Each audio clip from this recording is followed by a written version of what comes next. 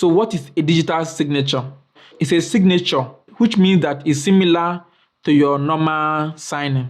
Signing on the check account, signing on an information, signing on something. So let's say you sign. So let's assume that this is my signature. So let's assume that it's my signature. So we are saying that digital signature is similar to your ordinary signature. And what do we mean that it's similar? It means that it's easy to produce, but it's difficult for someone else to forge. I can sign it again easily. If I tell you to sign it, it will be difficult for you to sign it. The difference between digital signature and your normal physical signature is that it is permanently attached to the content of the message being signed. Someone can remove your signature and put their own. Once it is a digital signature, it is permanently fixed to the message. Nobody can be able to separate both of them. It's part of the message. And any attempt to move it or transfer it will be detectable. The alarm in your house will be ringing because someone is trying to change your signature when it comes to digital signature. But if it's your physical signature, there's no alarm. So encryption techniques are used in many cryptocurrency wallets for security, but not for blockchain. I've told you that there's a difference between encryption and cryptography. So for your wallet, they use encryption mostly. But for a blockchain, what we use is digital signature and not encryption. So there's always a misconception that blockchain uses asymmetric encryption, and that's because it uses a public and a private key pair.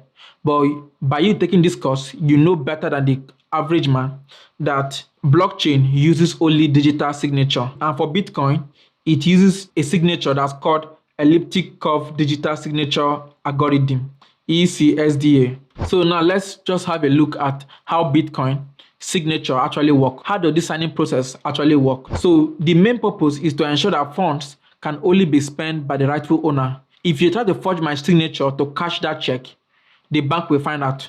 So that's the purpose of a signature, that you cannot spend your money twice. So how is it encrypted? They use a hash with your private key and some mathematical function called algorithm or protocol to do the signing. So the three of them are joined together to do the signing. And to verify it, you use the public key of the receiver with the signature and the mathematical function to verify it. So know that it's the private key of the sender, but here is the public key of the receiver. So the first algorithm is used for signing, where a secret key is used to process a hash of the message. And the second algorithm is used for verification, which uses the matching public key of the receiver. I will explain in more detail using this diagram. And this diagram was obtained from the white paper of Satoshi Nakamoto. So we have transaction 0, transaction 1, transaction 2. So I want to send Bitcoin to you. So I'm here, Daniel. I want to send Bitcoin to you. So how does it work? If you can remember in our previous class, at this point now, when Nick is sending cryptos to Rose, we say that the wallet signs the transaction using Nick's private key. So this is where we are, how it is being signed. So how is it signed? First of all, we have the owner's two public keys. Let's say Daniel is sending to Rose. So this is Rose. So the transaction, we have Rose public key. That's why you need people's public key in order to send Bitcoin to them. Also, it will have a hash of the transaction. So which means I told you that the transaction will not show, but what will show is the hash of it. If I send 50 Bitcoin to you, other people will not see 50 Bitcoin. They will see hash message XPQRZ, something unintelligible. That's what we call hash. So it will combine with the hash, and also it will combine with the previous transaction of another person. So we should call this person Peter. The way transaction happens with Bitcoin is it combines the hash of the past transaction with the hash of the current transaction and the public key of the receiver. So the three of them are together. So here we have the previous person that sent 1. We have the public key of the next person 2. And we also have my own transaction 3. So these three things are combined together with my own private key that you are seeing here in order to produce a digital signature. Let me explain again. So we are saying that for a transaction to take place, three things are needed. First thing, it needs the private key of the sender to sign the message. So I'm the sender, my private key must be there.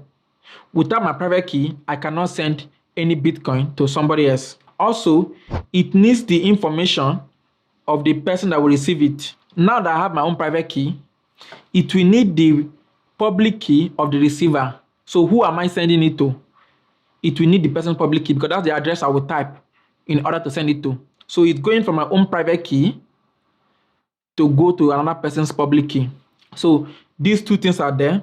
And also we are saying that it will take some information of previous transaction of anybody on the blockchain. This is what Satoshi Nakamoto said, that it will consider the transaction, the last transaction on the blockchain. So it will combine my private key with the receiver public key and the last transaction on the blockchain.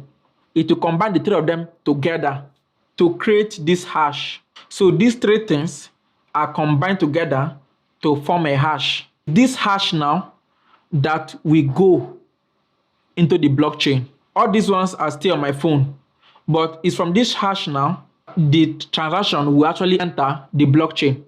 But before then, everything is still happening on my phone.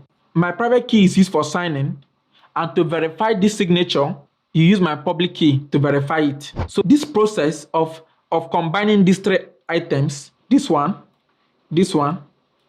and this one, to form a hash is what we call digital signing. You are signing in digitally with your private key. So it's when you've signed it now that it has my private key that it can enter the blockchain in order for the transaction to be added to the blockchain. It must have my private key so that they will know that the transaction is from me.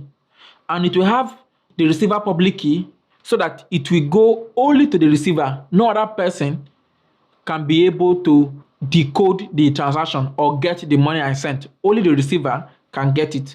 That is why it has the receiver's public key. And it's a blockchain. I told you that the transactions are tied one to each other. So it needs to be tied with the previous transaction of anybody on the blockchain, which is here. So three of them are combined together and they are being hashed before being pushed or propagated to the blockchain. I tried to explain to you in a very simple language of what actually happens. That's the process of signing a transaction on the blockchain. So this is just a summary of what we've said. Digital signatures are directly related to the content of each message.